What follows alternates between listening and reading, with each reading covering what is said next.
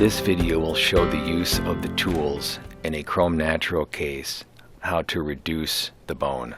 The tools being the scallop guide as well as the long-term prosthetic. Both of these will be used to demonstrate how to reduce the bone and how to idealize the sockets for the FP1 prosthetic. So what you see here is the normal view, the fixation base, the purplish color. The bluish color is the patient's existing teeth and tissue, which we won't really use much of that. Just wanted to demonstrate how the how the fixation base is delivered.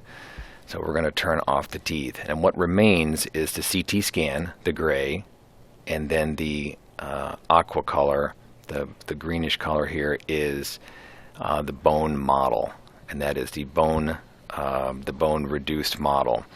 We'll also have a socketed model in this view. Turn that on here. That's the socketed model, but again, that's the tissue. All right, so it's a little misleading. So what we're going to do is we're going to work at the bone level. The first step is to obviously deliver the fixation base, and the next thing to do is to extract the teeth, and then come back with the scallop guide and use it to reduce the areas. Let me go ahead and remove the teeth. Reduce the areas that are holding up the scallop guide, but also holding up the prosthetic from being fully seated.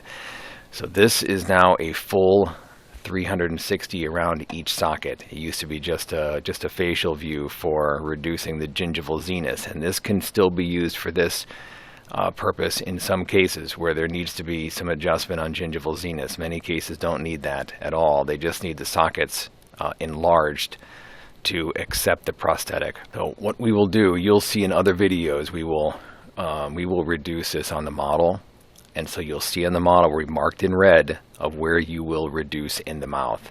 So for instance, there'll be a little bit of adjustment here. On this case, there'll be some adjustment here on the mesial of the socket, and there may even be some socketing in these larger areas for the pontic sites or even for the implants. So what you'll notice when you seat this scallop guide is that often it will not fully seat. It will hold up in bony areas that need to be reduced. They need to be reduced mainly for prosthetic thickness and prosthetic stability. If we just adjust the prosthetic till it seats, the prosthetic will be too thin. It'll be too thin in the neck areas, and it'll be too thin height-wise. And then other measures will have to be taken down the road. So use the scallop guide for that reduction. Now, another thing you'll notice here. Now I've turned on the model, and the model, you'll notice that the tissue is in the same area as the scallop guide. The scallop guide will not seat unless you make a lingual reflection.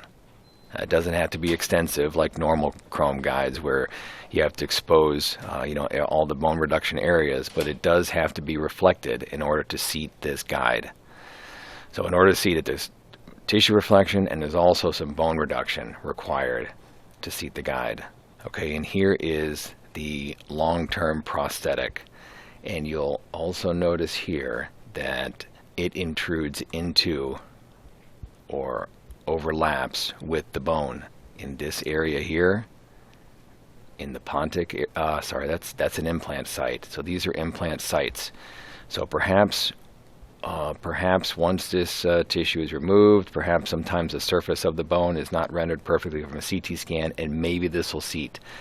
But if it does not, then you want to adjust this bone until the arm and the chrome lock seats passively. Adjust the bone. Do not adjust the prosthetic unless you absolutely have to for some reason. Here is an adjustment. There's an adjustment here, a significant amount of adjustment here in number 7, number 10. You see adjustment. So just be prepared to use this prosthetic as a guide, and also the scallop guide. Both are tools for adjustment of the bone. Okay, that is the